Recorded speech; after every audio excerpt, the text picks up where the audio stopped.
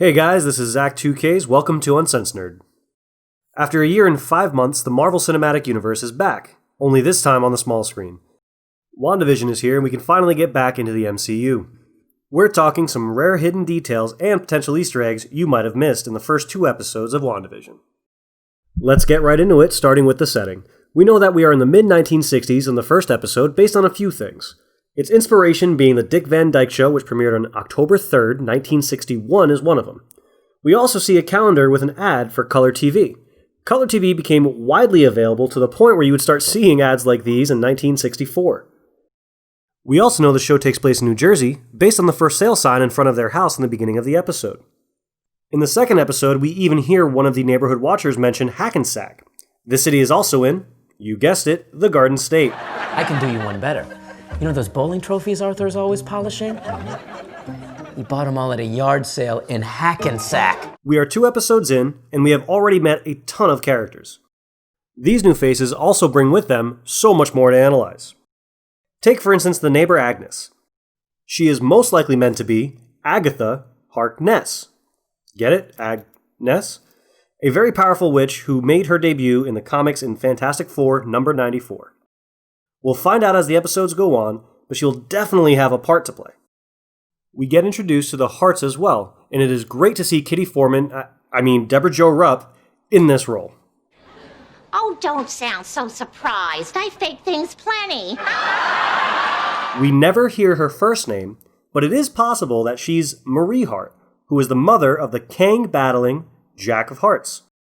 Kang, as we know, will appear in an upcoming MCU movie, making his debut in Ant-Man and the Wasp: Quantumania.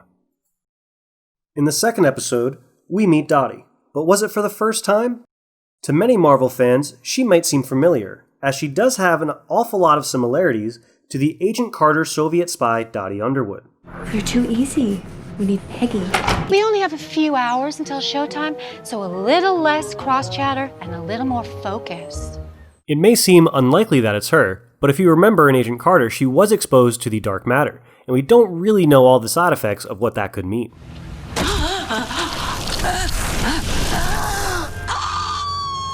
She was last seen escaping custody from Agent Carter, so she is out there somewhere. Is she a sword agent tasked with keeping Wanda in this weird pocket universe? Whatever her assignment, expect to see more from her in the future as we move through this TV timeline.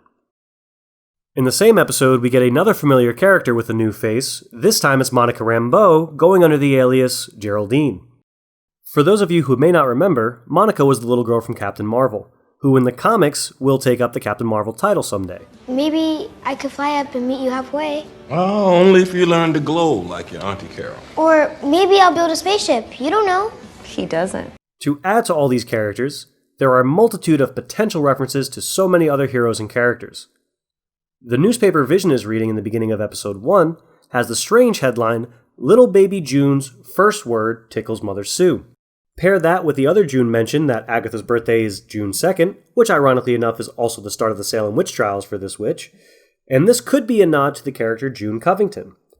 Covington premiered in Marvel Comics in 2011 and has even taken the Scarlet Witch mantle, albeit as a Dark Avenger assembled by Norman Osborn for obvious nefarious reasons.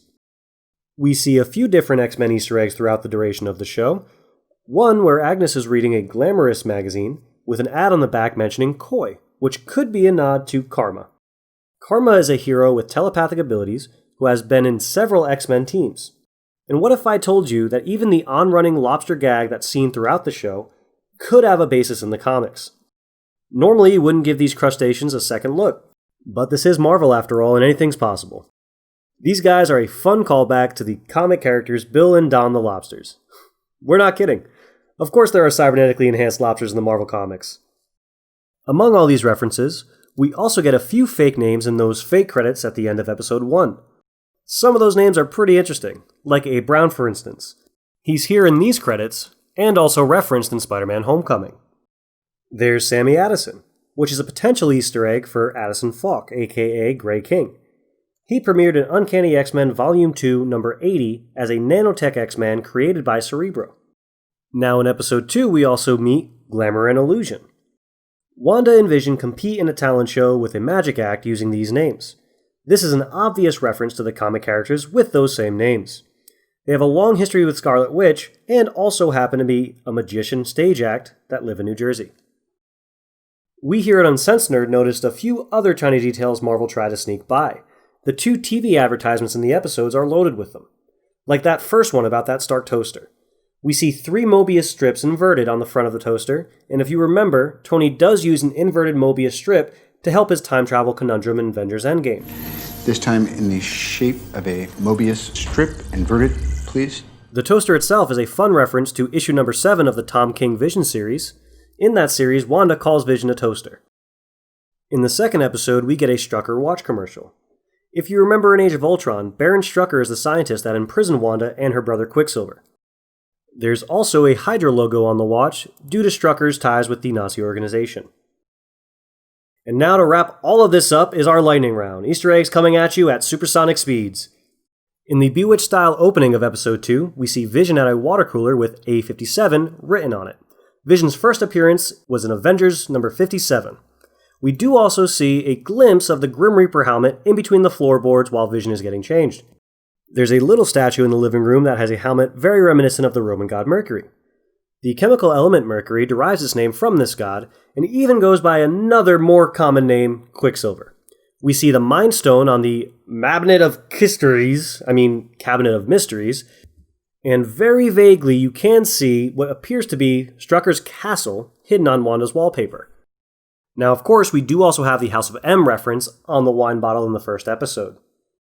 So guys, what are some of the things that you noticed that we didn't mention?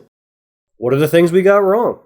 Let us know below, and I think I can speak for all of us when I say, thank the Odin Allfather, we are back in a world where we can watch Marvel. Make sure you hit that like, share, and subscribe button, and to stay up to date with all the great nerd word, make sure notifications are turned on. I've been Zach2Ks from uncensNERD. Thanks for joining us today.